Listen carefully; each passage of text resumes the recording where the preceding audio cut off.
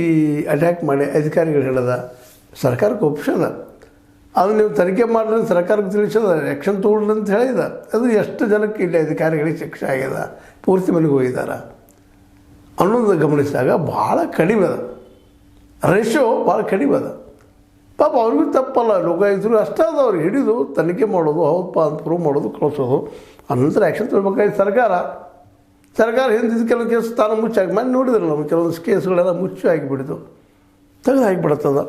ಯಾಕಂದ್ರೆ ಇಲ್ಲೇ ನಮ್ಮದು ಚುಪ್ ನಿಮ್ಮದು ಚುಪ್ ಅನ್ನುವಂಥ ವ್ಯವಹಾರಗಳು ನಡೀತಾ ಇದ್ದಾವೆ ರಾಜಕಾರಣಿಗಳ ನಡಕ, ಅಧಿಕಾರಿಗಳ ನಡಕ.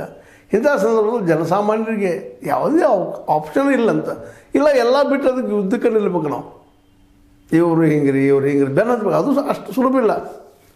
ಕೋರ್ಟ್ ಅಲಿದು ಅದಕ್ಕೆ ತನ್ನ ಬಂದು ಬಂಡವಾಳ ಹೊಡಬೇಕಾಗ್ತದೆ. ಬಂಡವಾಳ ಕೊಡೋರು ಯಾರು? ನಾವು ಕೋರ್ಟ್ಗೆ ಹೋದ್ರೆ ಆ್ಯಕ್ಷನ್ ತೊಗೊಳ್ತೀವಿ ಅಂತ ಹೇಳ್ತಾರೆ.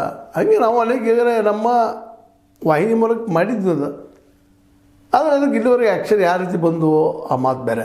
ಬಟ್ ಏನಪ್ಪ ಅಂದರೆ ಇಲ್ಲಿ ಹೇಳೋದು, ಈ ಒಂದು ಮೂಮೆಂಟ್ ಏನದ, ಲಂಚದ ಆರೋಪಗಳು ಬಂದಾಗ ಅವರು ಸಸ್ಪೆಂಡ್ ಇಟ್ಟು, ಯಾರು ಬಂದಿರ್ತಾರೆ ಅವ್ರು ಸಸ್ಪೆಂಡ್ ಇಟ್ಟು ತನಿಖೆ ಆಗಬೇಕಾದ ಪೂರ್ತಿಯಾಗಿ.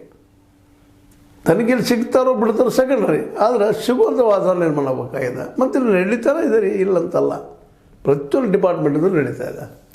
ಲಂಚ ಇಲ್ಲದ ಯಾವುದೇ ಡಿಪಾರ್ಟ್ಮೆಂಟ್